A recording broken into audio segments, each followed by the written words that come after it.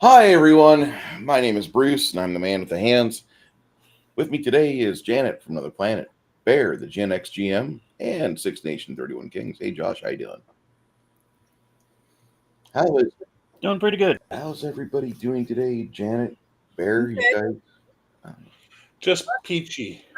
we That's uh we just watched the movie, probably one of the earliest Michael Mann projects I've ever gotten my hands on, from 1986, Manhunter. And this movie was a just kind of out of nowhere, we were discussing things, and Bear said, "You must see Manhunter." Okay, so I'm going to be quiet right now and allow my panelists here to talk about this because I'm still kind of like I want to sort my thoughts just a little further. Gets in your head, huh? It does, Yeah. and there's a reason for its pacing the way it's set up that way. I was not expecting this. This is something that I wouldn't think Michael Mann at his he was what 40 when he released this, 35.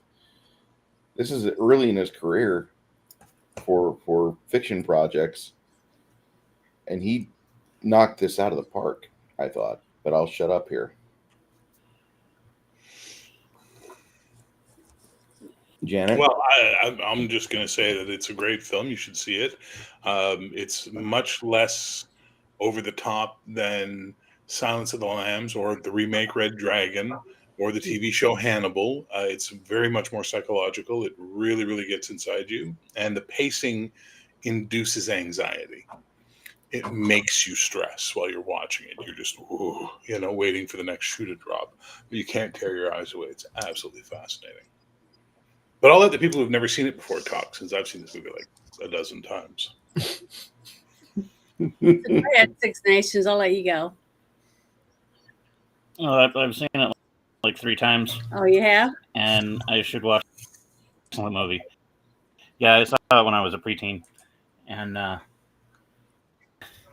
it was one of those odd weekends, dollar night at the video store. It was like this, and parents, and I think it was just like we're gonna watch some noir, and then some cheesy, and some more horror, and it this movie left a taste in my mouth. Like, holy crap, this is creepy. Like the other stuff was like body was it wasn't this. You watch it and you're like, okay, this is like full on noir. You got cop drama. It was the profiler type stuff because like we didn't really we had like the hard boiled detective going after the bad guys in various cop shows or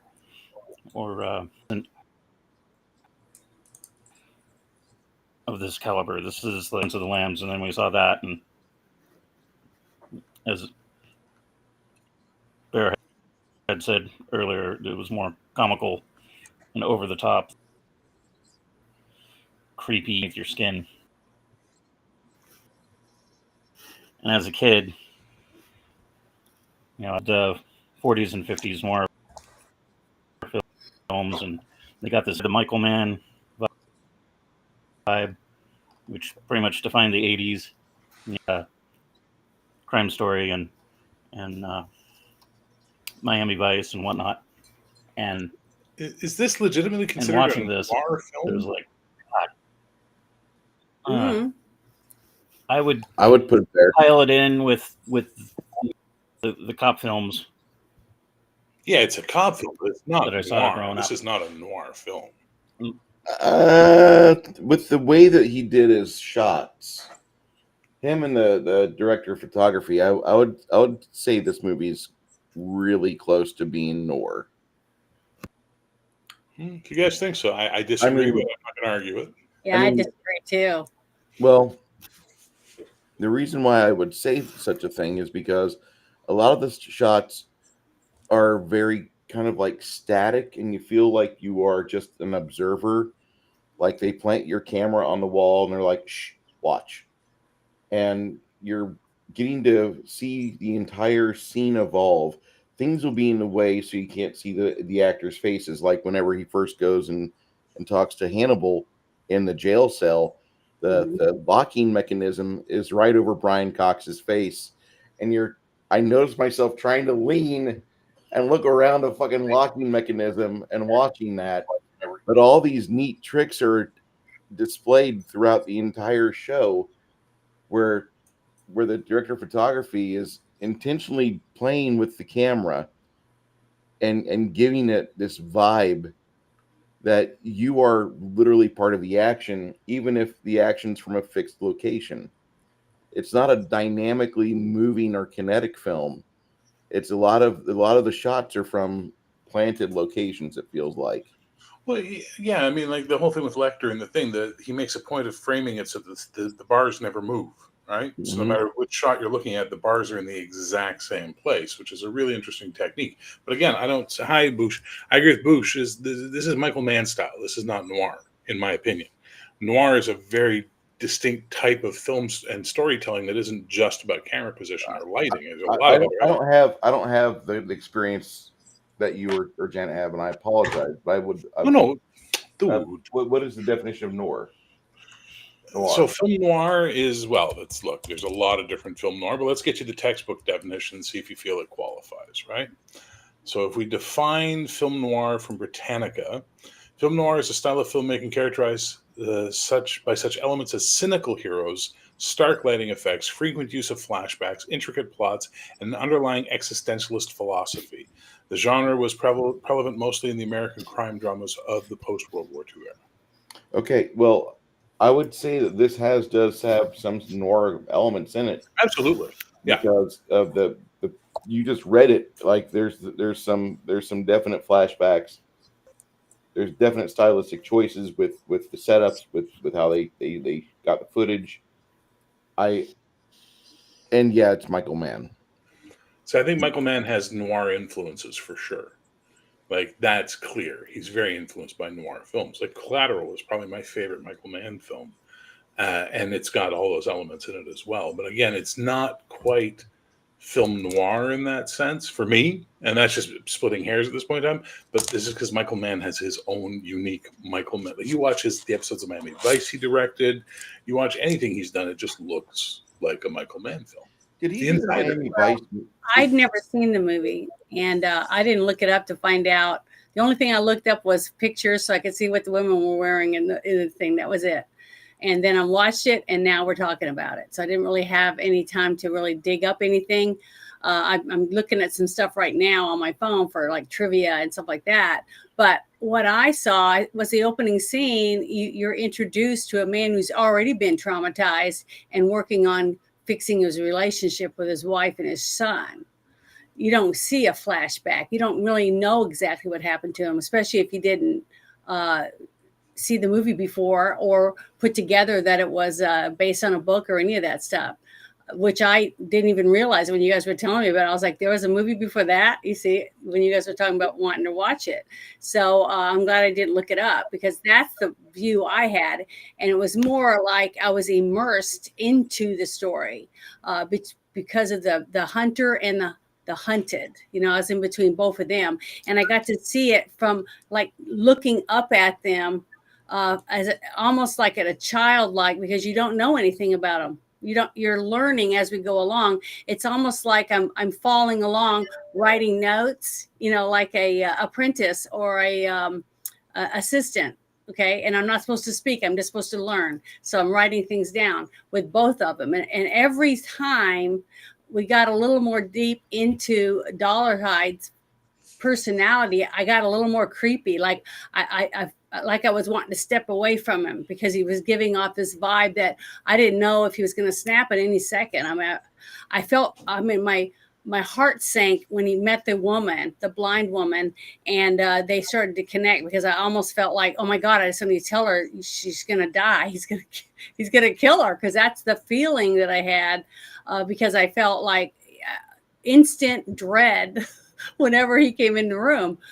So it was really, really psychological for me to watch this unfold, because the hunter was actually immersed in psychological torture himself, especially when he went and saw Hannibal Lecter at the prison, and then he ran all the way downstairs and outdoors, and he had to loosen his shirt. And that's one of the first bloopers I saw. He loosened his collar, and then the guy's taking pictures, and now his tie's back up. You know what I mean? So there was a few little mistakes in there that weren't edited very well, but I could see that. But the acting was not bad. The story was really, really well told, because I felt like I was riding along for the ride, basically inside of the movie. That's how I felt. I really did feel that way. And I couldn't pull myself away. I was clenching my hands. I don't know, holding my breath a couple times, worried about what was going to happen, especially when I found out that Hannibal Lecter had gotten the address that he was going to have his family attacked and killed or whatever. I was, I don't know. I felt like I couldn't do anything. Like I was in a helpless state, that I was there seeing it unfold, but I couldn't do anything about it.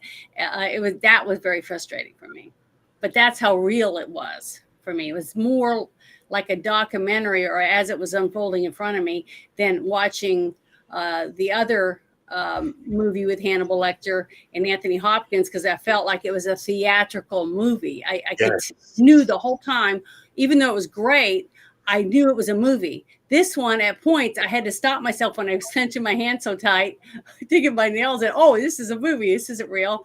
But it was hard to tell. I mean, I could see the psychological damage that FBI agents and other people that hunt people like this must go through. I mean, it was tormenting to me.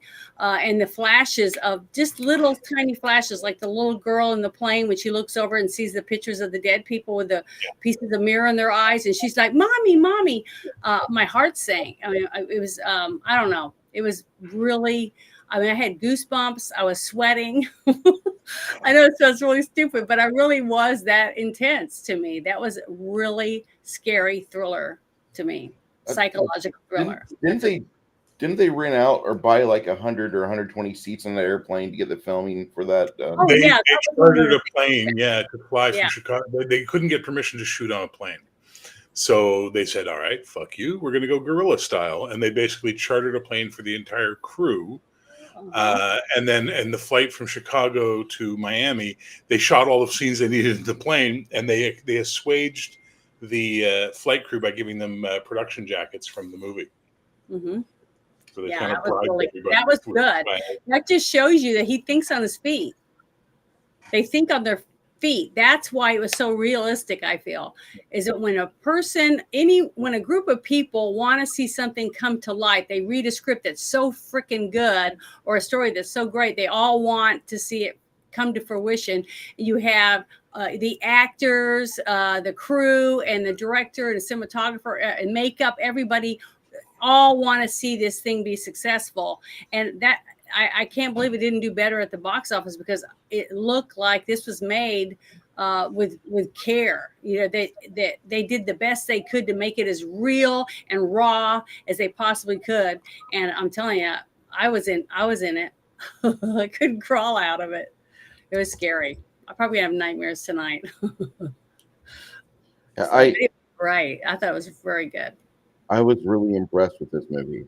I from the opening get-go of it, I thought initially, like, okay, this is not a atypical movie that I'm being shown here. Everything about this so far is completely just, it's almost like they're filming a series of events that happened in the 80s, and we get to be privy to watch it. Mm-hmm. And I think I want more Brian Cox. Like, I love Anthony Hopkins' work. Go ahead. Stole it with Hannibal Lecter. Absolutely. It's just because he's so fucking charming and non-threatening, and even when he's saying those horrible things to Will Graham about sleeping and stuff like that, he's so like he's not like, it's not intimidating. It's not meant to be ooh boogie boogie boogie. It's just this guy talking to him, and then you have to process in your head, this motherfucker killed and ate people.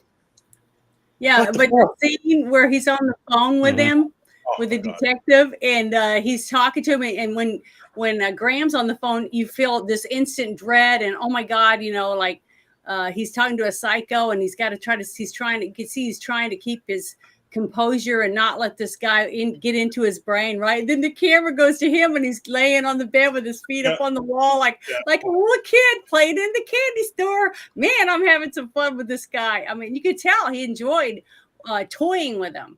I love that part. I thought that was one of my favorite scenes in the movie for Hannibal Lecter's part. I think my favorite scene was when Hannibal called the phone company. I don't have use of my arms right now. Use of my arms. Go on dialing a number for me. Yeah.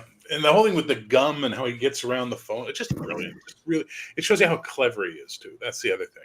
I can't stand, with his liver with like fuck off. Like we get it. He's evil, but that's Anthony Hopkins as an actor. He does not do subtle. Anthony Hopkins is very theatrical. He's very over the top, and it works in a lot of stuff. When it comes to Lecters, give me Brian Cox every time, because that man scares me. Mr. Matt, like no one ends this movie with a fucking fetish for Hannibal Lecter. No one ends this movie going, God, that Hannibal Lecter. But you finished Silence of the Lambs, and more people were celebrating him than Jodie Foster's Clarice, right? Like he became. If it wasn't for Anthony Hopkins' Hannibal Lecter, we would never have had Dexter. You know what I mean? Like this whole, it's almost, and I'm not saying it's 100%, but it's almost like you can trace the switch to sort of lionizing the villains around that period of time moving forward in film, right? Before that, the bad guy was still a bad guy. Yeah. So, I remember watching a documentary, and they were interviewing Charles Manson. Okay. And they were interviewing people that were walking around wearing Charles Manson shirts and talking about Charles Manson and all that, and they're like writing songs about him, and it was just creepy. And then I started noticing more and more women writing to prisoners, serial killers and stuff, and wanting to marry them while they're in prison. And I was like, to me, that's when I started noticing. I don't know when it was for sure. I think it was in the 90s. And you wonder why Bruce has a hard time when women vote. Oh, wow. I think it's psycho. So not all women are that way. But what I'm saying is, what scared me about it was the fact that people were worshiping people that commit horrible, horrendous crimes and thinking it's cool. Wearing a T-shirt with Charlie Manson on it, and you think that's normal. But look, Marilyn Manson and all of them, look at the stuff they do up on stage, and people just seem to, oh, it's awesome. It's so cool. I love Halloween as much as anybody. I like doing it, but to me, it's Halloween. It's to dress up and have a good time, not to go out and perform rituals and bring people into my cult. It's not anything like that. So I can separate it. Yeah, but there's so many people that can't. The fetishization of the killer, the fetishization of the villain, is from the impotent nature of our society, right? Mm-hmm. So Vikings understood something. They understood psychopaths are going to exist in our society. And every so often, psychopath's going to psychopath. We got to deal with this. They figured out sending the psychopaths on boats to other places to get all their psychopathic shit out meant they came home and were perfectly useful for 6 months and contributing members of society. And then it was time to send them out to kill people again, because that was what you needed to do with them, right?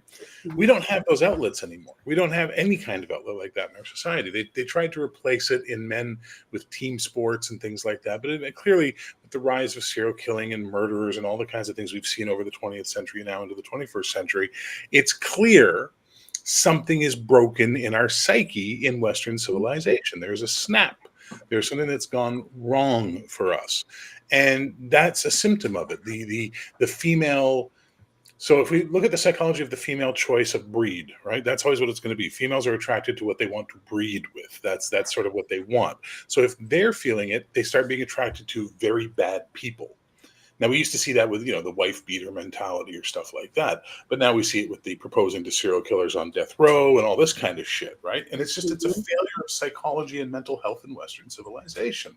And that's why I like this movie, because this movie doesn't make you glorify anybody. You want to see the Tooth Fairy get fucking murdered.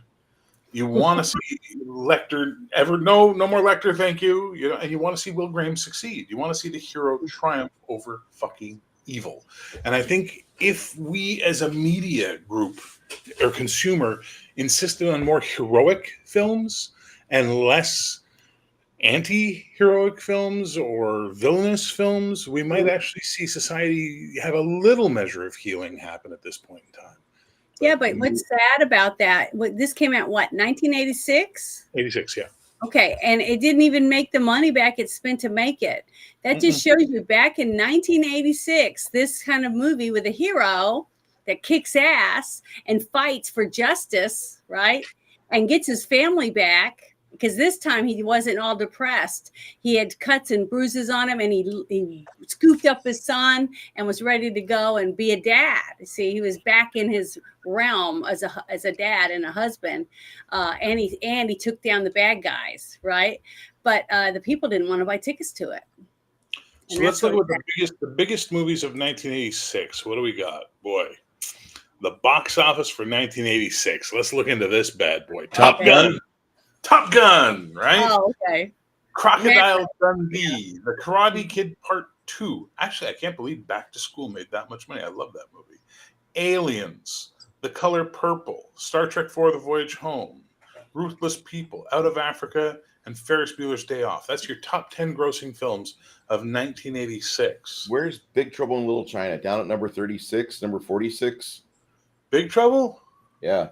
Manhunter was 78. Big Trouble 72. Jesus. And if you go through the list, there's a lot of movies. There was so many good movies. And you go, these are way better than most of the top 10, right? Let's see, from the top 10. Top Gun.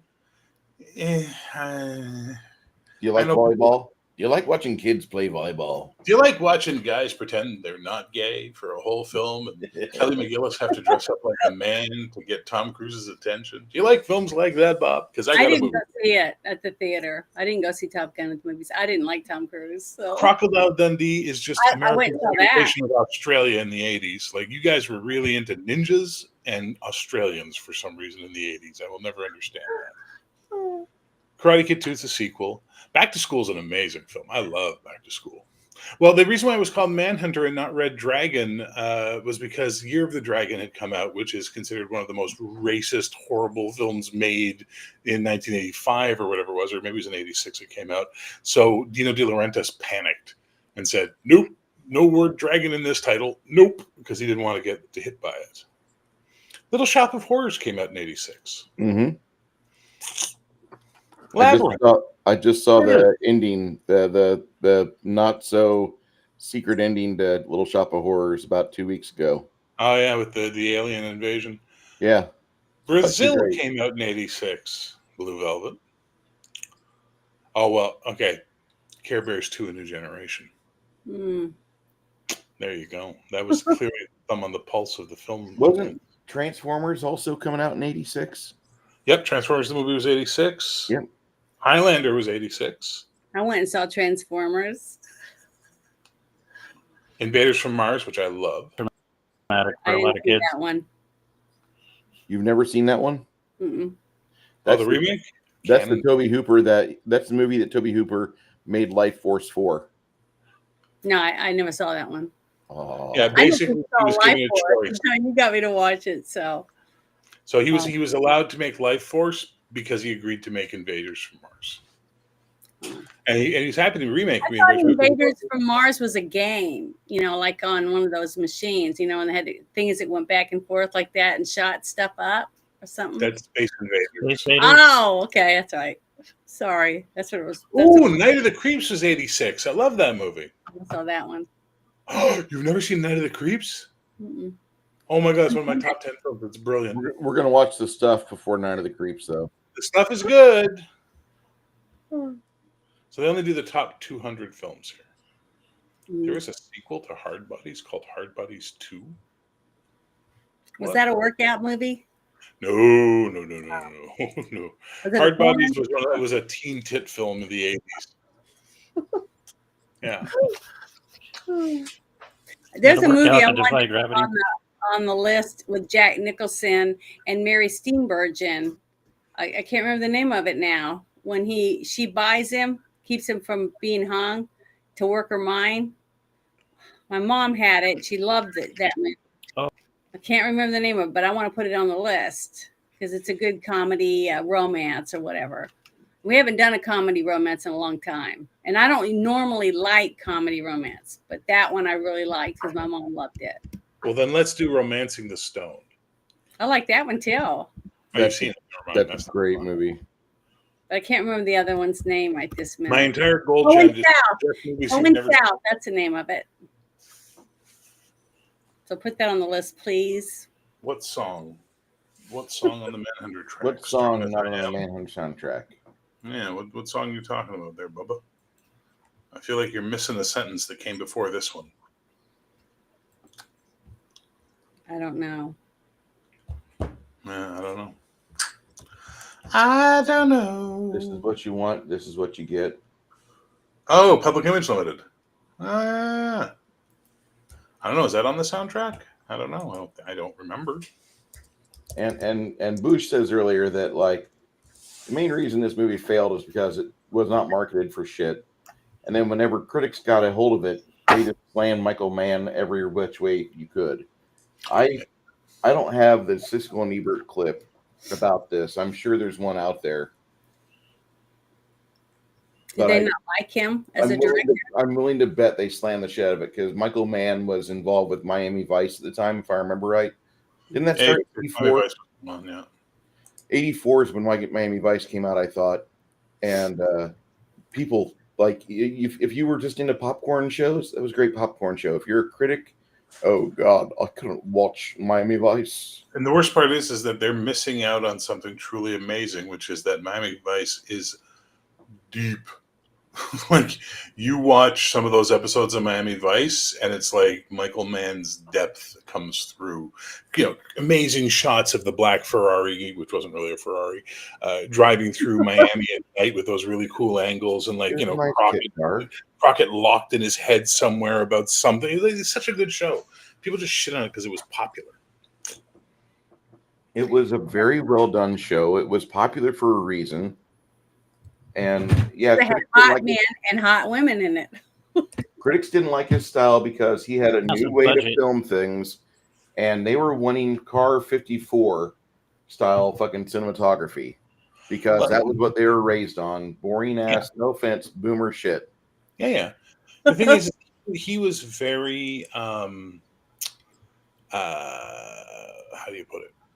Avant. He was avant-garde. He was new. He was doing something that no one had seen before. Fresh. Yeah, very fresh. And unfortunately, the critics didn't like his style. Later, they'd come to love it. Like, I mean, look at the critical praise The Insider gets, right, as a movie. The guy's is an amazing director. But when he first shows up on the scene with these types of stuff, Thief got mixed reviews, but Thief's a great movie. But Miami Vice was just, it was too much for television. But it doesn't matter what the fucking critics said, because it was the number one goddamn show for like a couple of years in a row. Because people just fucking loved it because it was something different and good. Same with this. Manhunter, audiences didn't know what the fuck to expect when they went to see this movie. And what they certainly didn't expect to see was a cop drama where they had a sinking feeling of anxiety in their chest for most of the fucking movie. You know what I mean? Mm-hmm. So they're not going out talking it up. I thought it was a psychological thriller. Agreed.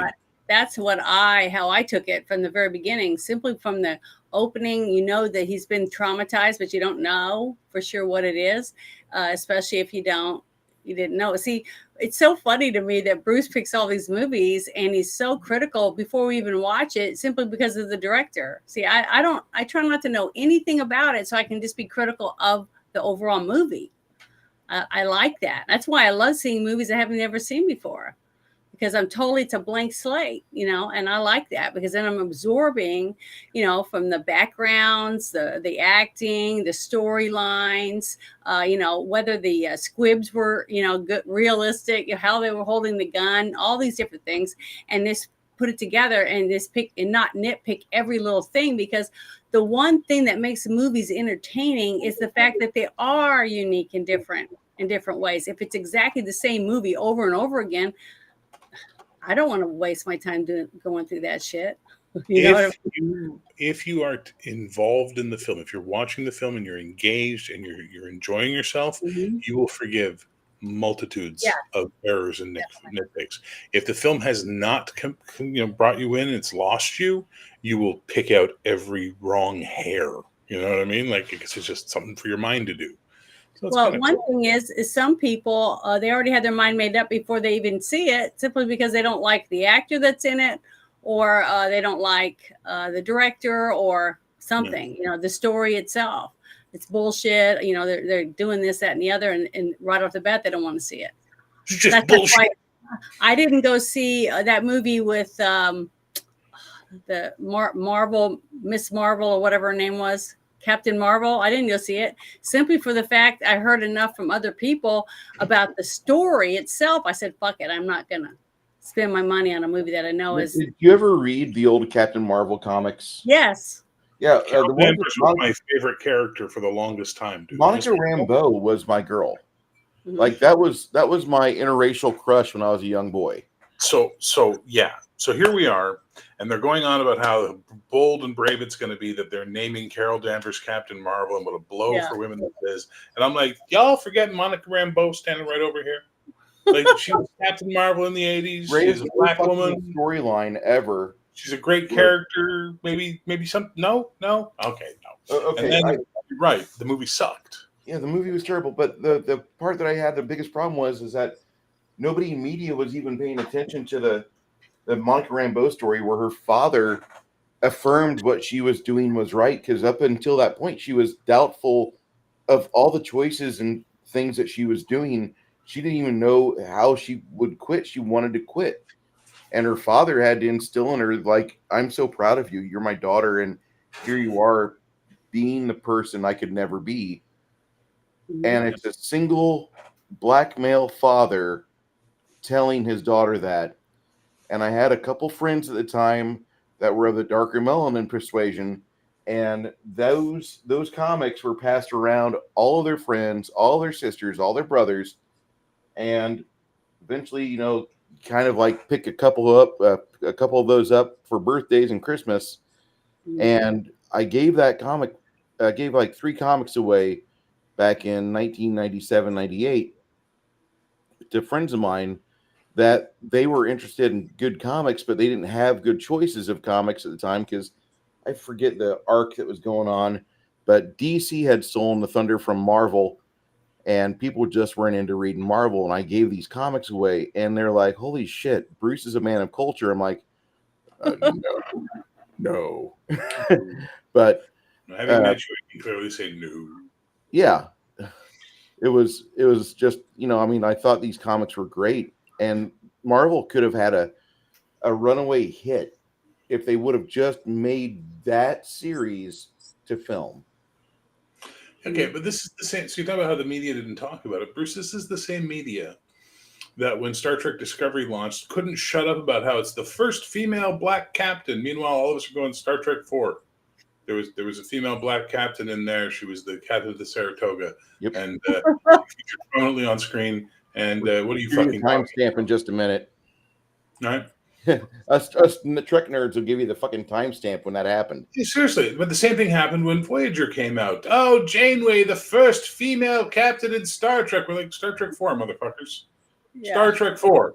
You made a big deal about it then, and you all seem to have forgotten about it. And this is because we have a very shitty journalistic world now. We that refuses to do any work. Just eats whatever they're fed by the corporate machine and goes, yep.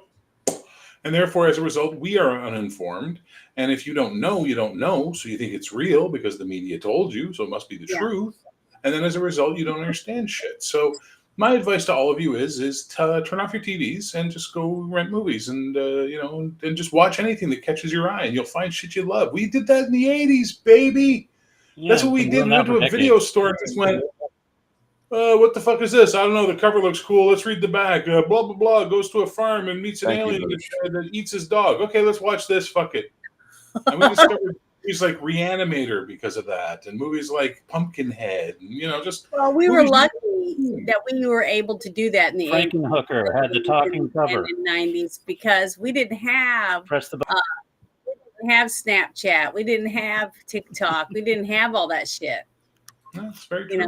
We needed entertainment, and we didn't even have the and same. The good thing was, the good thing is that we could hang out with our I was just going to say the video covers. You two are like the funniest first date ever. I love watching dance. It's true. They just talk and. I couldn't hear him speaking until I was speaking. So it's lag. Like having a visual cue of your face really helps because you can see the other person's mouth open. You go, maybe I should stop talking or whatever. This is why when I run games, no one's allowed to do what he's doing, which is just have their static image up, because as a result, they talk over top of each other. It's something I've really noticed in the last 3 years of streaming. Anyway, that aside, finish your point, please. 6 kings, 83 nations, and 47 flags. I was going to say, with the movies of the 80s, when you go to the video, the cover couldn't even like half the time. It was just like some random art on some of it. It was a crap show. You went get the movie. It's like you look at the cover, you go, that looks cool, and it's not a movie. So that mystery of is $1 tonight? That was the. Or do I want to pay the full $4 or $5 for this? Like now we got the internet, so you can like look up in advance. Yeah, well, Pandora's box being closed.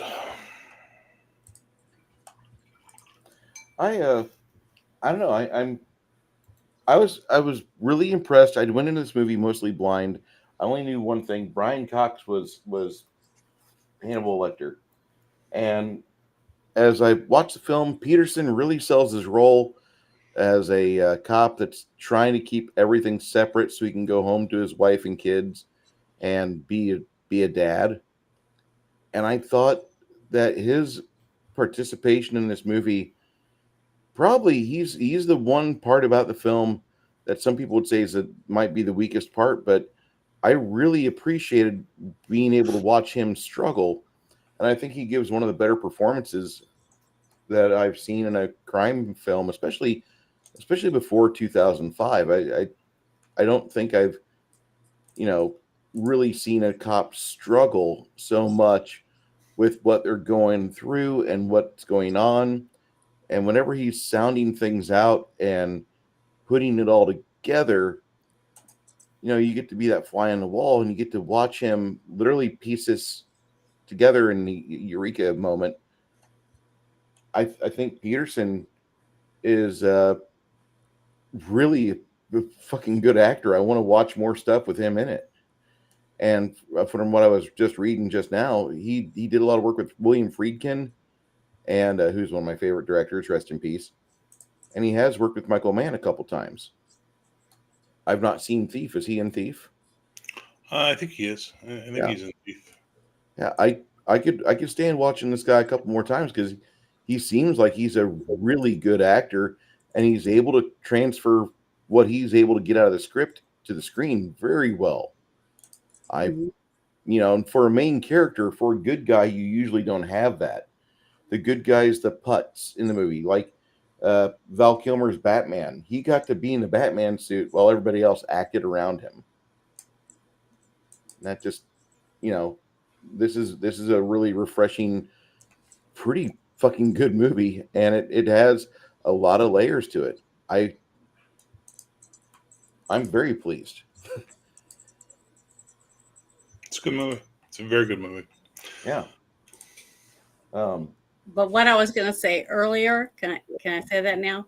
was the fact that when you would go to the video store and rent a movie with a couple of your friends, you went back home and you popped popcorn, you hung out, and you watched a movie and you talked about it afterward.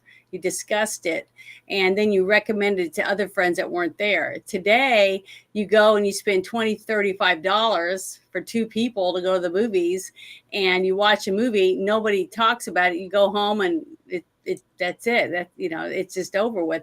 That's if you go to the movies, because today now you can sit on your phone and watch it alone in your bedroom and never even get dressed, if you know, or do anything to go motivate yourself to go out of the house. You can just play a video game, watch that, go to the refrigerator, get a sandwich, or order Uber Eats. You never have to have contact with another human being all day long and be entertained. That's the difference between having movies to rent, you know, off of a shelf, an interactive lifestyle with the humans compared to what we have now. So Janet, that's the difference. Janet, tell me you hate 2025 without telling me directly you hate 2025. I already did. Because I swear, like, we maybe living in the country is a good thing for most people, but I think for some they need to be able to reach out and touch more humans than what they've got. Yeah, you know? and that's what I'm saying. I went through a huge culture shock when you live in a city that you could drive half a block and get a daiquiri through a drive-through and go back to your house. Why are you driving a half block to get a daiquiri? I can stumble there just fine. The thing is, it had everything. I had a movie theater. I could go an IMAX theater and get an alcoholic beverage, you know, and watch the movie. I could get a real meal. There was another restaurant, but it was a cinema pub, basically, where you could eat and watch a movie with friends, bowling. I mean, everything. And here, where I'm at now, I can't even order pizza, have it delivered to my house. So I'm going through that. And that's why I see all these people with so many people living around them, but they don't even leave their house. And I live somewhere I wish I had friends. You know, I wish I had people I could do stuff with during the day. That's why I love this, because this is my only interaction with people besides my daughter, basically. I mean, I just don't, there's just nothing, you know. So you give up one thing for something else. It's like really hard to find a place that's in between. And that's one reason why I like watching these older movies, because it's a nostalgia brought to life, basically. You get to see what it was like to live then, or to be around, and what was popular back then in the era, whatever it is that you're watching. My favorite one is like back in the, 1800s, you know, that type of stuff. I just love that. I love the clothing. I love, I probably wouldn't have really wanted to live back then, because you got to bathe once a month, things like that. But I just love it. I just think it's beautiful to watch. And I love the feel of what I see as I'm watching it on the screen unfold. But this movie was realistic. You know, I felt like I was there with both of the actors as they were competing. One was hunting victims while he was being hunted by the detective. I just love that. I just think it's really good. And I think a lot of people today, young people today, that are interested in psychological thrillers and things like that would really love this movie. And it's not outdated. I mean, I thought it was great. I mean, I didn't think it was lacking in any part of, like not enough CGI or not a believable setting or anything like that. I thought all of that was really good. There's little things, like I was saying about the, things, one thing I brought up earlier, but besides that, I think it's an excellent movie. This movie was released in probably the second or third best year for cinema that I've ever read about or experienced. And I was lucky enough to live through 1986, because that was the year that The Summer of Aliens came out. Mm-hmm. That was the year that we were given the greatest movie of all time, in my opinion, The Big Trouble in Little China. That's the year that we had the sequel to Karate Kid, and the first cracks in LaRusso's character are seen in that movie when he's talking about how he dumped Elizabeth Shue's character. And all of you internet nerds better shake your fist at that because nobody should dump Elizabeth's shoe. Anyway, She it looks just- like never mind. I'll never understand the Elizabeth shoe fixation, but there's a certain type. Bruce, look at the screen, Bruce. All right, Bear, hold on. Oh my God, he's not even looking. This what a rude guy. Hold on, Bear. Let me hoist up something here that. Not only do I have this board game, There we go. I have the card game. Okay, you big nerd. What do you want? You want a cookie? Yeah, he wants a cookie. So, anyway, hi Willow, hi Don Bradley, hi Bush, hello everybody that's here. Cotton Ministries, hello sir. I still remember what we talked about. Six Nations. You said you've seen this movie about 3 or 4 times. Mm-hmm. When you saw it, how old were you? 3 times. Time that I saw it, I was about 12. Okay, you're a moldable young man at this point. When you're watching this movie, what were you thinking? If you can recall what you were thinking when you were a kid, and I know I'm asking you to go back 30 plus years, Yeah, but it was interesting because my dad had said it was based off of a novel, Mm-hmm. and I wasn't keen to reading crime thrillers or serial killer stuff. Like my mom was into that in the 90s, like Green River Killer and all that weird shit. Because I guess that was later, but I always liked cop films, noir, crime thrillers, mysteries, all that. And when I saw this, it was just really creepy for me because, like, he played a convincing serial killer, and it was just the whole thing creeped me out. Then you got Hannibal Lecter, and I'm like, okay, like supposed to be this genius psychiatrist, and he's also a cannibal about him, but he's creepy but he's really nice, and I'm not getting it. Like, I don't understand. Later on, it made more sense, but the idea of this cop who has to climb in the minds of all these solve these horrible crimes. Like, you go there and you see the crime and it's horrific. God knows what. And then you got to go and figure out, okay, this is a habit that they have, and they have to figure out what's the next step. Where are they going to go? Like, that was a little bit beyond me. When I ended up watching it by the 3rd time, it started to click. And that was 90s, right before Silence of the Lambs. right before you saw that. Mm-hmm. Yeah. Okay. And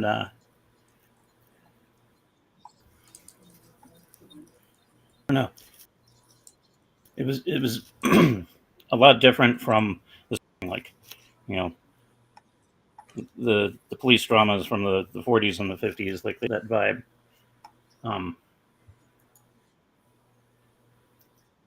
And then this was like really. Well, yeah, wasn't this movie, and doesn't this movie kind of feel like this is the first time that a police officer's psyche can be really damaged, can be really tainted or tarnished by what he's fucking with? I don't know of any movie before this or any show before this that really goes into that, except for maybe Cagney and Lacey. And there's a lot of people that would be like, well, those are just 2 women cops, blah. You know, because the Hill Street Blues. Yeah. Or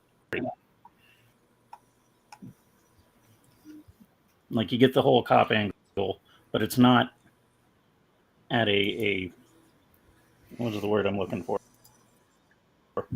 Well, it doesn't a fit in subconscious level. really. It doesn't really fit into any of that because this isn't a revenge. This isn't a revenge movie. This isn't a man who's out for revenge. This is a man that was It's not traumatized, buddy cop or anything. almost killed by a serial killer himself years earlier. So he quits his job because his wife and his son need him to be there, and he wants to be a father and he wants to be a husband, but he has what it takes in here to solve those types of crimes, and he's dedicated to it. So and his friend that used to work with him knew that. So when he took those pictures, he knew that he wasn't going to be able to say no, that he would have to help solve the murders of both those families.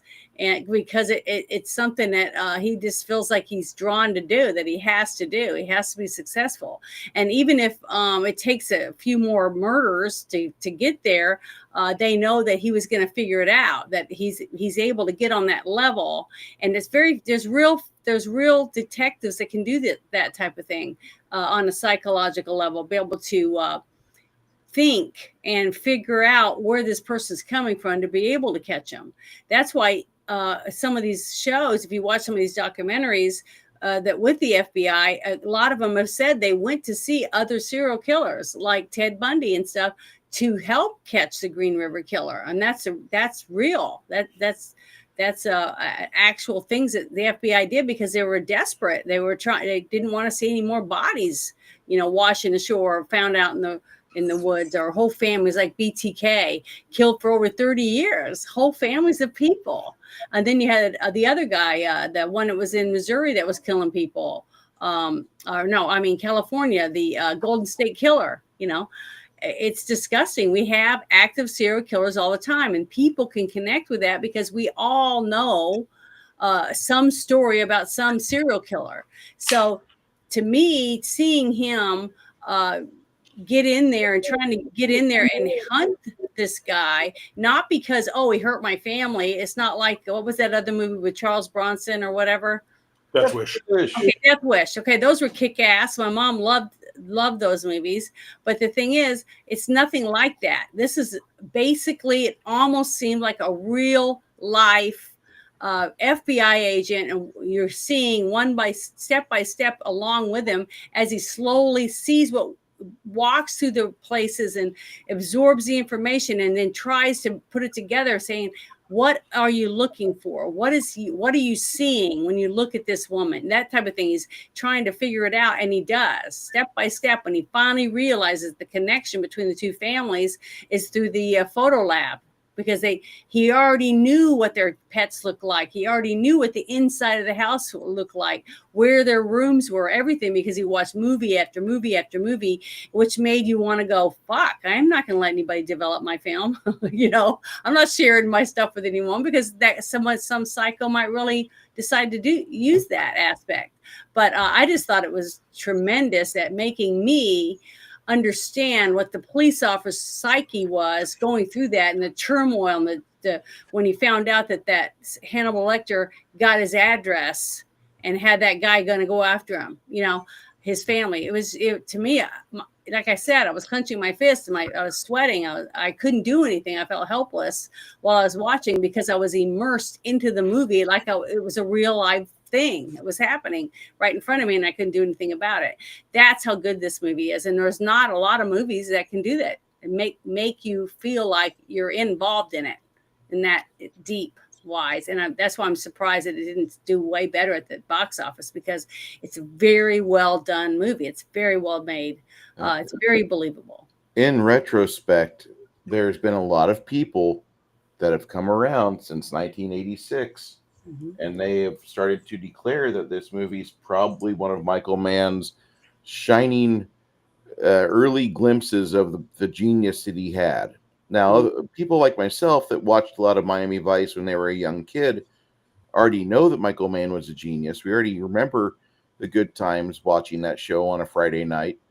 I have no problem telling people Michael Mann's one of the best fucking directors and best fucking producers that Hollywood's ever had. And I can cite movies and various scenes to illustrate that. you know, a lot of people want to talk about the cafe scene with De Niro and Pacino, and I would rather just say go watch Band of the Hand. That movie is fucking amazing. You probably haven't seen it before, and it's one of the better films that came out during this exact same time. In fact, I think they were wrapping up Band of the Hand whenever he was working on this, or they were doing pre-production when he was wrapping this up. I can't remember, but they both came out in '86, also the year that Critters came out, and it's it's just a banner year, I might say. So It's no 1984, but it's a close catch. it is a close second or third, and I would say for me the other year that really hit, you guys would know if you're channel long time subscriber, 1994, and I think that those 3 years in cinema in Hollywood were some of the best years. The bank got a hold of some really good loans for making some amazing uh, products, which we have now on our hard copy shelves. And a lot of you will rewatch those on your phones and tablets and go, man, this is really good. Yeah, it all came out one after another, after another, after another. It was one of the best things you'd ever seen. Janet just pined in on one of my favorite actors of that time because Dennis Farina was a very familiar face in the early 90s. And whenever he would go on TV, they would never stop to talk to him about his time in Chicago PD. And the guy had worked his ass up from being a beat cop to being a detective for Chicago. And he was kind of fun to listen to, but there was always like a restraint on a lot of his interviews because he could go so far and talk to you about, oh, you know, this thing. I'm kind of reflecting back on some times I had, but he couldn't really go into a lot of detail on things. If he had been born, you know, in the '70s and he'd be doing those same interviews now, you'd have a link from ABC or NBC. If you want to see the full uncensored segment, follow this link and you can go to our website and you can watch the entire discussion as you watch Dennis Farina break down every single aspect and goes into these ugly situations where he's able to discern and to just completely dissect the events that happen. But he never was quite able to do that, but you could always see it under the surface. You know there's some good dirt there if they would just let him shovel enough. You know, my favorite Dennis Farina line is of all time in any movie. If you say it's from striking distance, I'm going to laugh. But go ahead. Anything to declare? Yeah, don't go to England.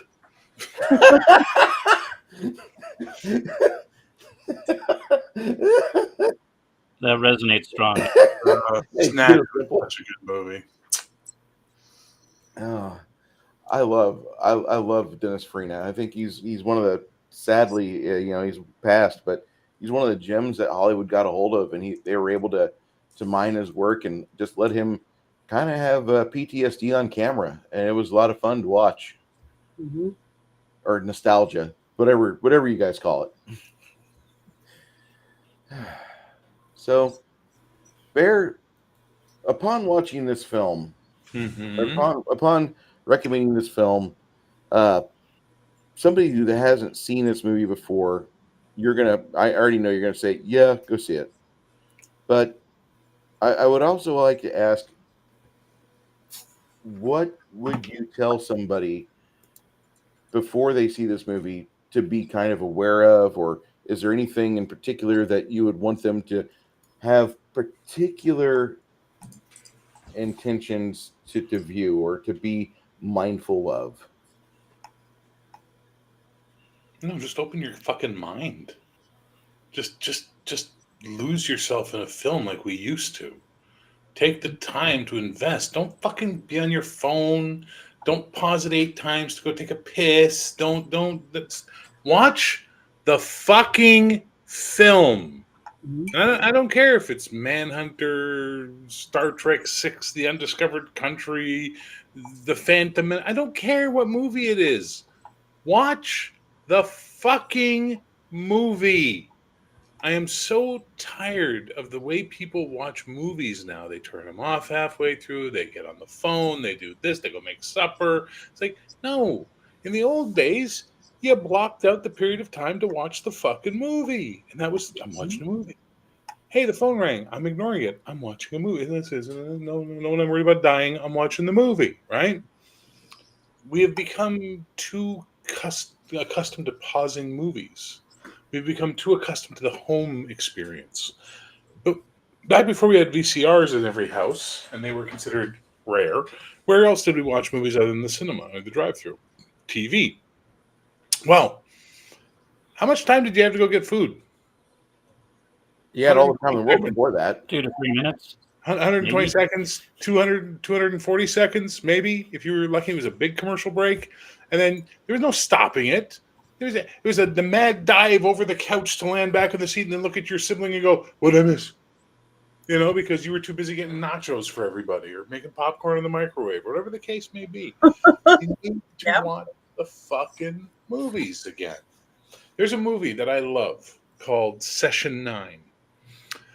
Session 9 is a horror film. Me and my friends, my girlfriend at the time, my best friend at the time, and this girl we were trying to set him up with all went to see this movie. And we sat in the theater watching this movie. And when it was over, we all were just like, I was scared. I didn't want to get up and leave. I was too scared to leave. And it was we really were like, all four of us were like, holy fuck. So I was telling friends about this. I was like, I watched it. It wasn't that scary. I said, oh, really? Where did you watch it at home? Yeah. Did you turn all the lights off? No. Did you have a conversation with your wife while you were watching the movie? Well, yeah, we were talking about the film we were watching. Yeah. Did you go make food? Yeah, exactly. So you missed the experience of the movie because you let life come into the movie. Get out of that, especially a movie like Manhunter, because Manhunter has a very psychological depth and impact that's going to cause you anxiety, but not like, but like, anxiety. You know that thing you got when you watched Psycho when you were a kid? Or that feeling? We're going to get that feeling. I saw this movie in 1986 when it came out. 16 years old. I didn't know what the fuck I was getting into. And when I left, I was like, I don't really understand this movie I just saw, but fuck, it was good. So it came out on VHS. I rented it and I watched it again. I sort of get what I watched, but I'm not really sure. But there's some cool shit that really happened. I really liked it. And I just kept watching it over the years until somewhere in my 20s, I went, oh my God, this movie is fucking brilliant. And I understand now what my brain was trying to tell me, but I didn't have the understanding in 86 to understand what I was watching. Open your mind. Like Watto tells you when you go to Mars, open your mind and watch the fucking movie. Thank you for attending my TED Talk. I don't know. I think that's kind of accurate. Too many people I know, whenever they're watching a movie, they call me up and tell me about it. But then, are you enjoying a film? Oh, I'm watching it right now. No, you're not. You're talking to me on the phone. Stop it. The myth of multitasking is one of the biggest lies that has ever been sold to the human race. And they really sold it hard to women. Women can multitask, men can't. No, you can compartmentalize. You can shift your attention from this to this to this to this to this. But you cannot focus on two disparate ideas at the same time. The human brain cannot do that. So you compartmentalize. What women are really good at is switching their compartmentalization quickly, where men are kind of focus, focus, focus, focus, focus. Women are like, what? That's why your mom could talk on the phone, iron, cook dinner, and slap you in the back of the head all in the same breath of air. That's the difference. But if you're watching a movie and you're talking to someone, Bruce is right. You're not watching the movie anymore. You're now talking to someone. Different part of the brain is being engaged. Humans. Well, one thing I wish I'd like to see come back is actual people going out to the movies, make it a family affair. Go to the movies, buy popcorn, sit together and watch the movie. Or a date. Theater, Janet. 2 weeks ago when I went and saw Sinners by myself. Okay, in your area, are people behaved at movie theaters? Yeah, because when I go in the middle of the day when there's hardly any people. Okay, there you go. When you go when there's people there, it's a nightmare. Now, it's an absolute nightmare. And you pay so much for the experience of watching other people misbehave and act like assholes in a movie. Yeah, that was the last time I went and saw a movie. I went by myself, and there was like nobody in the theater with me. And I don't know why they had it there, but it was a film that I had seen 2 years before in the theater. And just one day I look up and, hey, Void is playing again. I'll go see Void. and this is shortly before the turn of 2020. And I like the movie Void. It's not a good movie, really good for special effects, but I was there in mid-afternoon. I'm the only person there watching it, and they kind of made a special appointment to let people come and see this movie. And then the change of the years came, and then you know what happened in March of 2020, which we would like to forget, but don't, because keep that anger in you the rest of your life, and don't let them ever do that to you again. Bruce. Bruce. If they fucking tried killing me the remdesivir, I'm a little pissed off still. So I'm just saying that, you know, don't let them pull that shit on you again. And it just really made me upset. But the times before I had seen, what was it? I saw Infinity War in the theaters, and right as Thor was getting his ass piled on by all the discarded bits of armor, this started the film. Fucking some dude 3 rows down opens up his fucking phablet and blinds like 5 rows of people, and people just start throwing popcorn on him, and we almost have a full-blown riot at the Draft House. And that was the last time I saw a movie after 5 p.m. I'll never do that again. I'll never, you know, no offense, but I kind of agree with you on that, Bear. People are pieces of shit. Whenever they go see theaters, they think it's their house, putting their feet up on the top of the seats. You know, if your wife or girlfriend's got her hair done, now there's a fucking Nike pressing against her hair. It's like, no.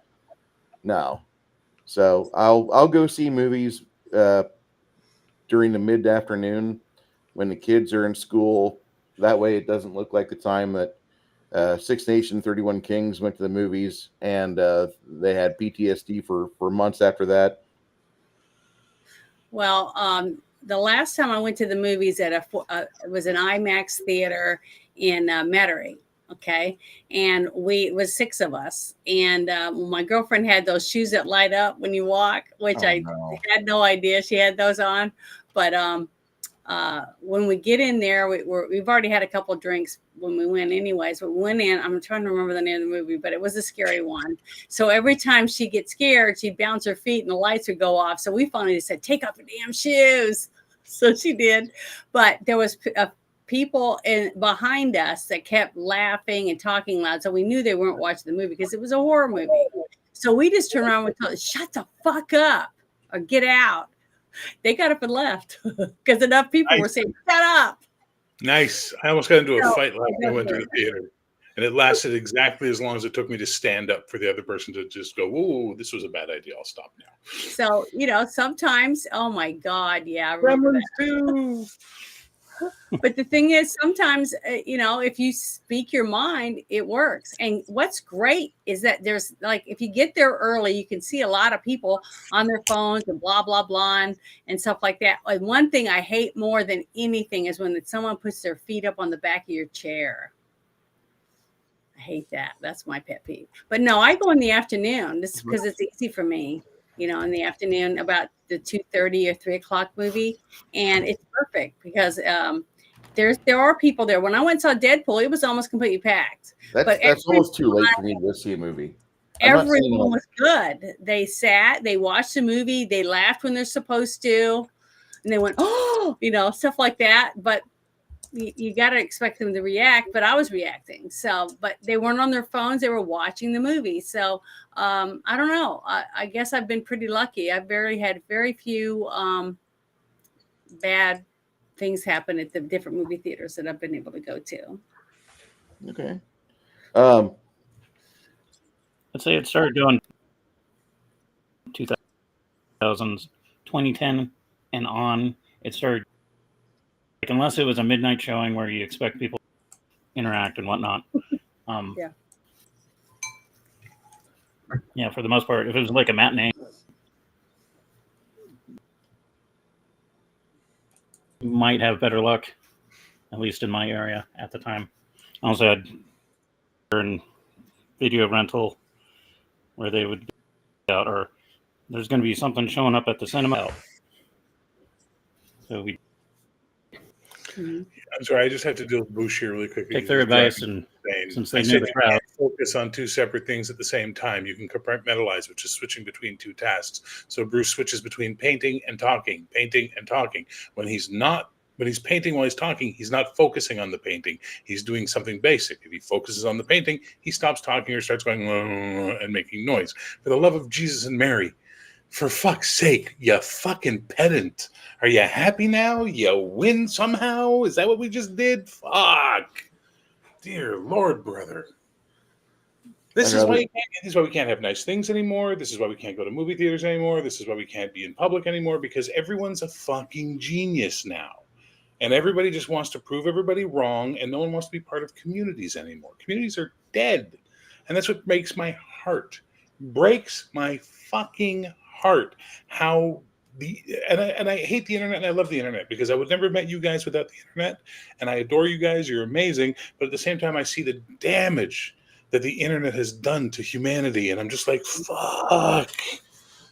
You see me on a lot. I am on a lot, but I definitely do a lot of things outside too. I go places, I do things, I go to cons. I went to the Rocky Horror Picture Show last December, and it was a theater full of rowdy people throwing rice and paper and hot dogs and everything, and we were all dressed up and was singing. We had a great old time, but that was what we were supposed to do. You see, but I'm still going out and having fun with real people when I have the opportunity, or I'm outside with my chickens, working in my yard, going shopping, or, doing other things like that, or going to hang out with my sisters. But that's what I see as sad, is that so many people don't anymore. They're fading away. Everybody's not to, on the Janet. back burner. But they're incentivized not to, because of all the chaos that is out there and all the crazy shit that goes on out there. Mm-hmm. Like, I live in a city of 3.5 million people. It's a big city. There's lots of crazy in this city. Mm-hmm. You go up the highway to Toronto, you're living in a city of 5 or 6 million.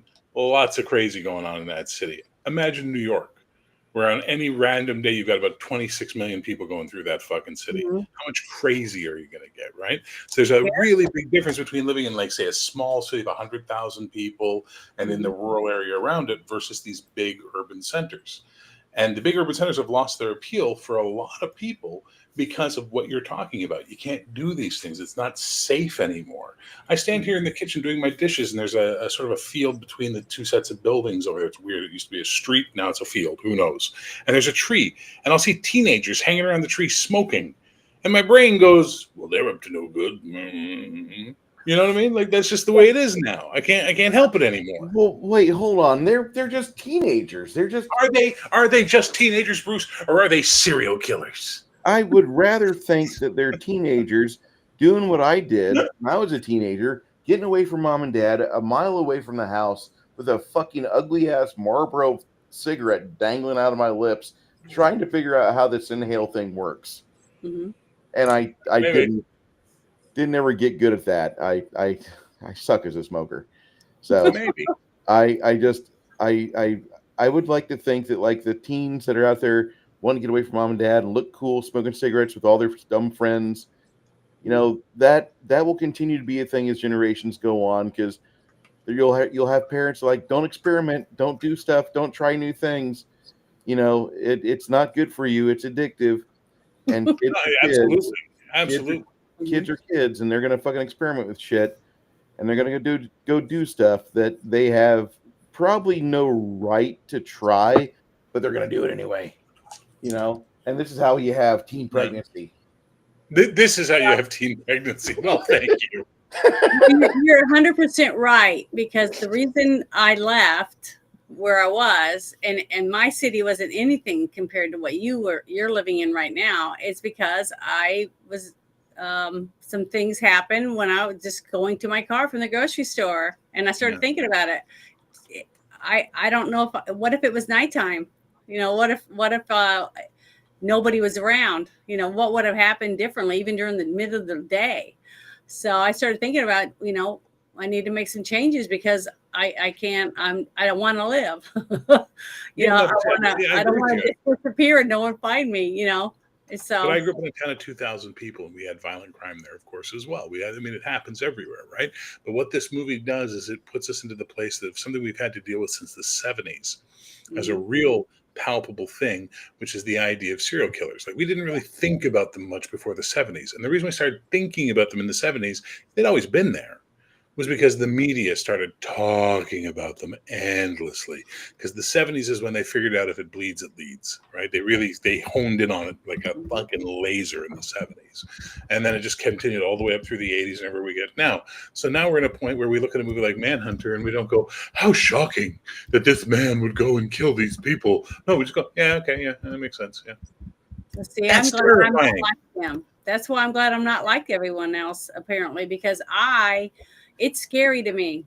That kind of stuff is scary, and I worry about children and young people, anyone out there not being able to defend themselves, because you don't know if you're being watched.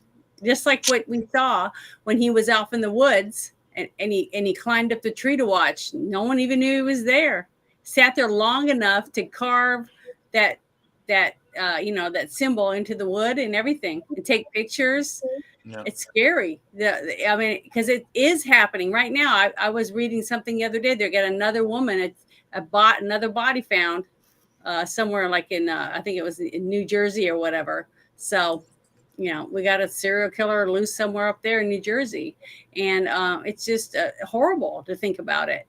But it's reality, and that's why a lot of people, I think, don't want to think about it, is because they don't want to believe that you can't walk down the street, you can't go jogging, you can't, I changed my lifestyle because I knew I could come here and have a better chance of survival, because I could protect myself a little better than having your arms full of groceries and walking to your car, because nobody cares about anybody out here, so they'll just keep on walking if they see you're getting attacked. And that's the sad truth. That's society now. And I hope it gets better. I hope people start standing up for other people and are able to go to the park and do things without being in fear that, if I go to the park, I'm going to die. So I'm just going to stay home. And I just don't ever want to see that's what our country or our world ends up being. For the younger generation, I want to be able to see kids be able to play and go fishing, go squirrel hunting, go hiking, camping, and do all those things, and not worry about tomorrow not waking up because somebody slit their throat while they were in bed. That's a horrible thought. Sorry to be so depressing, but that's what I want to interact. Inject a true story. Yeah, go ahead. So, back in the early 70s, we had Ed Kemper, the co-ed killer. And he used to hang out at the jury room, which was across from the courthouse. And they would mingle. They would talk to him. And he was just like the local dude at the bar. And it wasn't later on that they discovered that he was a serial killer, picking up co-eds and hitch. Mm-hmm. And before my time, because I moved when I was about 3, so it was now 80, 81. And it was weird about that through like a doc, and it was like, holy shit, that was in the town and it wasn't like New York City. Or New York City! Massive metropolis. Sorry, the Gen X reaction again. It was a little touristy town full of college students. So, those are where the most crime usually happens. It's like here I'm in the 3rd largest city, and it's only peaked at what, 110,000? You haven't peaked yet. You haven't peaked until all you see is these miserable Western European 3-story apartment buildings that are as far as the eye can see. Tell me when you get to the level of Katy, Texas, because that's what's over at Katy, Texas. You're driving along, you got super fucking Honda dealership, and you have 78 buildings that are 3-story apartment complexes that back in the day they would look like manors, but now you realize, like, nope, they put 30 separate units in those, and people live like sardines. Let me know when you get to that level. I would have moved back to Cali. Well, No, thank people you. haven't realized they're in prison yet in Texas. People haven't realized the misery that they've got here. And when people start seeing that and they start like heading for places like Tulsa, Oklahoma, or Nixla, Missouri, or burbs of Toronto, to get away from 3-story apartment buildings with 30 separate units and only one parking space for each unit. Once people see and understand that, I think we're going to have a real shift, a real cultural shift as Americans and people worldwide realize, like, I do not want to live like it's fucking East Germany of 1970. I'm not into that. Well, how old is your apartment complex? The one I live in right now, Mhm. it's like a 1992 fixer-upper special. If you Okay, saw well, my ceiling, nobody's it's still there and people are still moving in. So because it's shit. honestly, I hate to say it, but since the beginning of the first apartment complex, there's always going to be somebody that wants to move into one. Once, no, but it's preferable to homeless. I'm just saying, there's always, an apartment may not be for me, or a trailer house may not be for me, or depending what it is. But the thing is, it's for someone. Yeah, I lived in a trailer years and years ago. When I first moved out, that's all I could afford, and I was proud to have it, a 2-bedroom trailer that I paid the rent. It was my first job and everything. I keep seeing these manufactured home facilities on the interstate as I'm going into and out of town, and their 3-bedroom and 4-bedroom setups are really nice. Yeah. I'm probably going to end up getting involved with one of those, as long as they don't give me like for you septic professionals out there, what they call an aerobic tank system, which is a motorized septic system, which you don't want because it breaks on a frequent basis more than what you can comprehend. And you don't want that. I'm just going to try to save you some money, because it's like having another child that you can't control the outflow of money on. Don't get it. Or the poop. Yeah, it is for you to poop. No, you can't control the poop either. That's what you're saying. It's exactly like a child. You can't control the poop, and you're spending money. Yeah. So I'm trying to find with a conventional septic system, just leach lines, and I can control that. I can fix that. I can fucking auger out the leach lines. I can take care of that business. It's nasty as shit. If you remember, poor what was it? Fred Ward got splattered at the start of the Tremors movie. Janet's that's probably the moment in time where like the bloom fell off the rose for me, because we were watching that and I heard Janet bust out laughing, and I'm like, hey, I've had that happen to me at work before, and she's laughing at me. Well, it was funny. Trauma is real.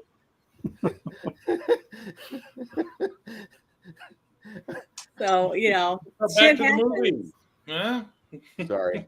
No, it's okay. We went on a lovely sidetrack, but it was. Maybe we should get back to the movie.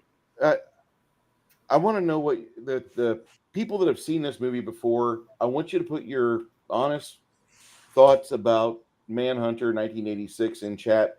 I've already got one individual said that he liked this movie better than Red Dragon. Mm-hmm. Yeah, I think I read that. No, not you, Bear. It was somebody I'm saying else. I agree. Me too. Yeah. And it was really interesting because now that I think about it, Red Dragon, when it came out, I remember reading the reviews on the internet where they were saying this is no Manhunter. And I didn't understand that. I had no frame of reference. Now I do. So I got to get this on DVD. Say again? I got to get this on DVD. Like, it held up really well. I think it held up well. I'm really surprised. Well, I can't get it on VCR. If I had a VCR. What about Blu-ray? Blu-ray market has a freaking PS3, but I want the DVD. Okay, no worries there. I'm just curious. DVD, like 1999 called. They want their technology back. I actually like DVD better than Blu-ray for the fact that the majority of the DVDs that came out have a better commentary track than a lot of the Exactly. Blu-rays. A lot of That's the Blu-rays. Say again. Yeah. Fair. Oh, I was agreeing. Exactly. Or mainly why I get DVDs. I've been hearing everybody say get a DVD and in like ages. I'm like, really? If it's a series, like Futurama or Dexter or 6 Feet Under, I always wait and get the box set, so I have all of them. So that's what I like. I save my money for those because to me the collectible things like that are great, and that's a series I would love to do reviews on if somebody wants to do it. Is 6 Feet Under. I thought it was great. Huh. Very well done. So, I'm seeing a few different DVD sets. Shit. Let me see if I can find the Amazon link. Because this movie is worth it. I think this movie would probably be worth it on DVD or Blu-ray. Yep. I'm still hesitating on buying the Venture Brothers box set. I always miss it when it comes on sale, and I'm like, I should just give it a bite at full price. No, I'll wait. I'll catch it sometime. Never catch it. Holy cow. I believe I have the trilogy of Hannibal Lecter films right here. Let me insert this in the chat, and maybe that won't go wow. right. Yeah, I can't believe we were able to post it. Neither. Yeah, it's the Manhunter, Hannibal Lecter, Silence of the Lambs. Yeah. No, you can just get straight up Manhunter Collector's Edition. If But you want. okay, the reason why I posted this is that the Manhunter DVDs were starting off at $20. This is $8.53. And How it much? has Manhunter too? Manhunter, Hannibal, and Silence of the Lambs. How much is it? $8.43 American. Jesus. That's a good deal.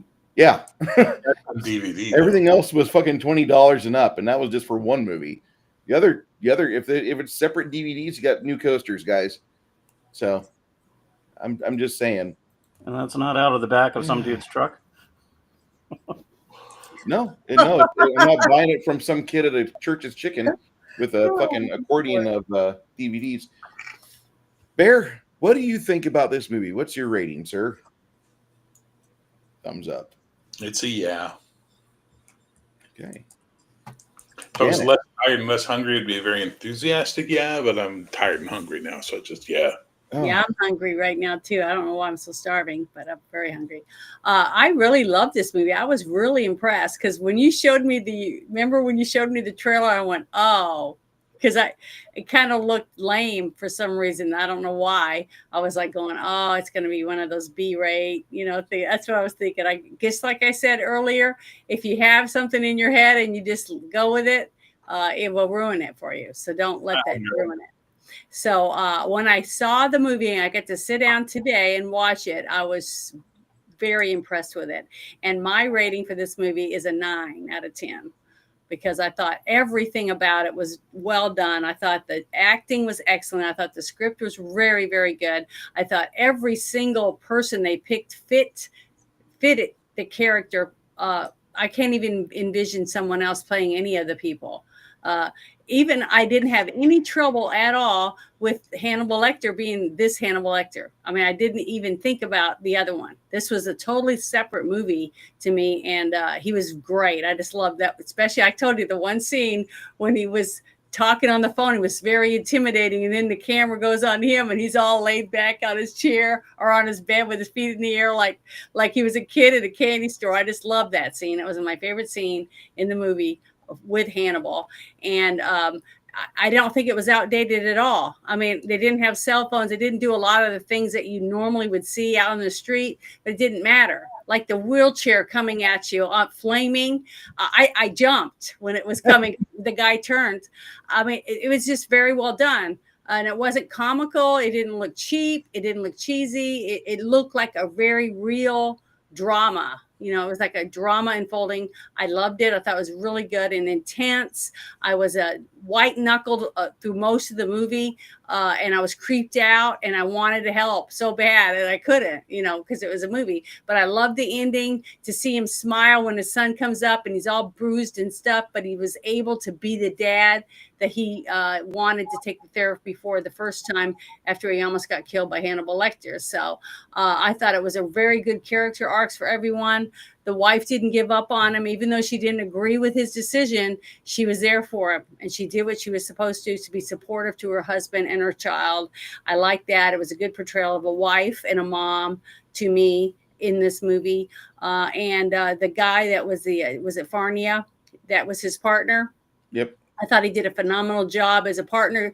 They butted heads a little bit because they both wanted to be successful, and they didn't agree exactly what they needed to do, but it was believable. You know, it wasn't like, oh yeah, whatever, the same cliche. You know, it wasn't like that. It was very believable relationship between the two, and why he came and asked him, please help. We really need to do this before the moon, the phase of the moon again, blah, blah, blah. It just was, to me, was a very believable, the whole story was believable to me, and it felt realistic. It felt like I was watching a real life tragedy unfold, and I was wanting to help this guy be successful, but I didn't have to because it was a movie, but it was really, really well done. And I say kudos to Michael Mann. I think he did an excellent job. And I really can't tell you anything about Michael Mann. I don't know anything about them as a director or anything like that. But whoever he had as a team that he put together to make this movie, he did a great job because it was flawless. The music didn't take you away from the story. It did everything it's supposed to pull me in as a viewer, and it was pure entertainment. I mean, I was enveloped in this movie, and I think anyone who likes drama and high tension or whatever, that type of stuff, kind of in a movie, will really like this movie and enjoy it as much as I did. So I give it a 9 out of 10. Okay. I'm That sounds pretty reasonable. Joshua, 6 Nation, 31 Kings. What do you have for us, sir? Well, 2 out of 100 on IMDb, and that's pretty damn good. But kick it up a notch. I'd say like 85 out of 100. It keeps getting, if you're tired of the MCU and other crap, this is a great palate cleanser. If you got kids, yeah, don't let them watch it. But if you had fucked up parents like I did, you know, maybe that's your cup of tea. I say watch it. It's a great movie, great cast. It's got the feels. It's a good movie. I'm going to say something for Daryl Arrett before I give my review. He doesn't really watch a lot of horror films. Nothing really scares him at all. Doesn't really find a lot of suspense in them. I'm going to recommend you find a version of Manhunter out there, Daryl. I think this movie is going to speak to you because it gets under your skin. It gets in your head. You just, when you watch it, turn your phone off, lock your door. Nobody needs to be seen right now. Nobody needs to be acknowledged. You just need to watch this film for an hour and 50 minutes. And you need to understand that this is the reason why I say that is that it is a movie that does demand all your attention. If you don't watch it committed to it, you're not going to enjoy it as much as what we did. It's on my list of movies I'd watch again. There are films that are on that list of I would not watch again, Waterworld being the chief among them, but not nearly as bad as G.I. Jane. But I would just say that this movie I got to see again because there's a lot of parts of it that you're watching it and you're seeing it unfold, and it's almost like you're part of the action. It's one of those very few films that does it well. Mm-hmm. Thank you, Daryl, for coming today, by the way. You forgot to say Bad Girls. Get about Bad Girls intentionally. That's really not a movie. That's just like an excuse to waste film. You're getting a lot of views on it. I have no... time. I have no time for such movies. It's good. I tried watching that movie so many times, and you forced me to watch it 30 years later. Hey, it was worth it. Smashing myself. Hey, I've watched some movies you forced me to watch. So yeah, I know. Even. But you know what I've never done to you? I've never given you Willy's Wonderland. Yes, and please don't. Okay. I appreciate it. My review on this movie, I'm going to say it's an 80. It's not 5 stars, but it's an 80 out of 100. And the reason why I say that is that for the fact that this is a movie that in its class, it does really well with what it achieves. And I think that this is a film that most people would like to watch, but they don't have an idea it's out there. And there's a lot of films that claim they get really into the mind of a serial hunter and a serial killer, and this movie actually delivers in that. If your wife or girlfriend is into the first 48, if she's into all these crime dramas, if she loves to jump conclusions, pop this onto her and sit down, watch the film. You're going to find yourself pleasantly surprised. If you've seen it before, probably it's time to have another rewatch of it. I would say this movie gets big marks for its cinematography and for its deliberate pacing, which it never lets go of that regulated speed just to notch the intensity up minute by minute by minute by minute. You're uncomfortable as fuck while watching it. Mm-hmm. Now, if you like what we do here, I'm going to invite you back next Sunday. We're going to watch a movie and discuss it. That movie is John McTiernan's classic from 1999, The 13th Warrior. And what, Bear? I can't be here. I'm so excited. I've been wanting this one so bad. I love this movie. Wait, what? Okay, Bear. What weekend? 2 weeks? No. Please No. go on. Would you be available 2 weeks from now? No. I refuse to give you an answer. Go ahead and watch the movie. Janet's excited. No. There's another movie I can throw in there, and Janet will squeal with delight. Which one is it? Eddie and the Cruisers. Oh God, fuck. I like that one too. Those are both my movies I picked. Yeah, I love. They're good movies. We can't watch the same shit over and over again. We got to watch. Eddie and the Cruisers is okay. We'll watch Eddie and the Cruisers next week. We'll stop with. Oh, Well, that's very kind of you, but I don't want Janet upset with me. Well, no, we're not. She's not going to be upset because she's not going to be there to review it. Movies. I said, Bruce, I want to see both these movies. So let me ask you a question now. Yeah. I kind of recommended Manhunter when we were talking about Heat last time. I got you to watch Buckaroo Banzai. Did I do a third one yet? There was a third movie I suggested to you too, wasn't it? Oh, yeah, Hell Comes to Frogtown? No, I can't remember. There was a third movie I put in your head. You did do Hell. It was either you or Josh that did. One of us did that one. Okay, but I think I've recommended 3 now.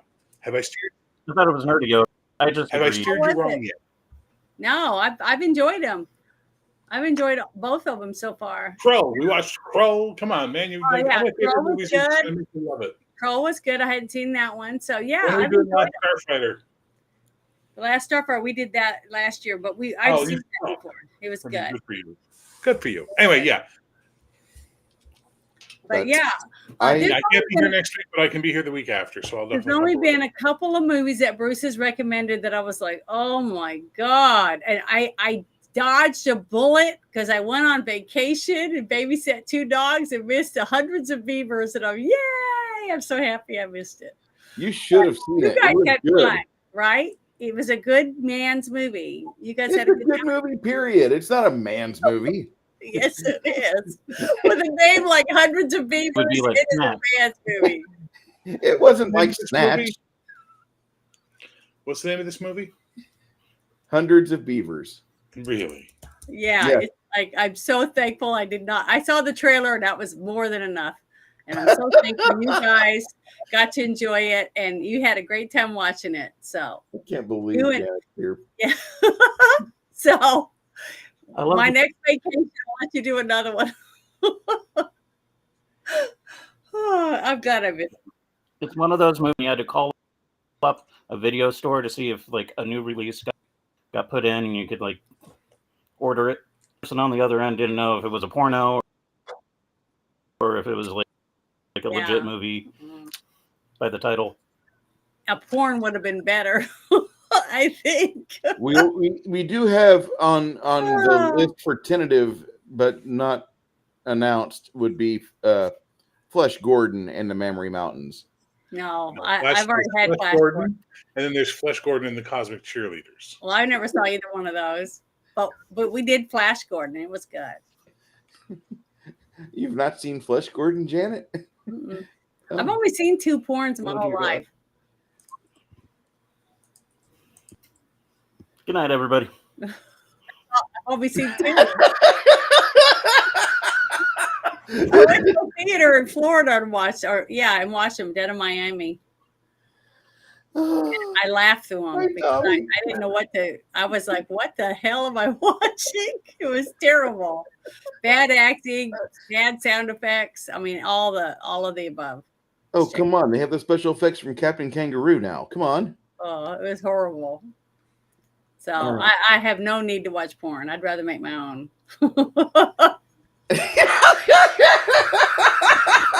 In private, not live or anything like that. In private. So difficult having Janet as a friend and a trusted confidant, and then she says something like that. I'm sorry. Keep digging that. I meant in private, with no one else, just me and him. That's it. That's what I meant. So. Wow. Thank you. All right. So I'm tired, too hungry for this. I'm just letting it go. Yeah, we're done. See you guys next week. Eddie and the Cruisers. 12:30 is when we watch it. We'll probably be turning on the cameras between 2 and 2:30 in the Central Standard Time. Thank you so much. My name is Bruce Lombardo. With me was Baird, the Gen X GM, Janet from Another Planet, and Six Nation 31 Kings, also known as Mr. Josh.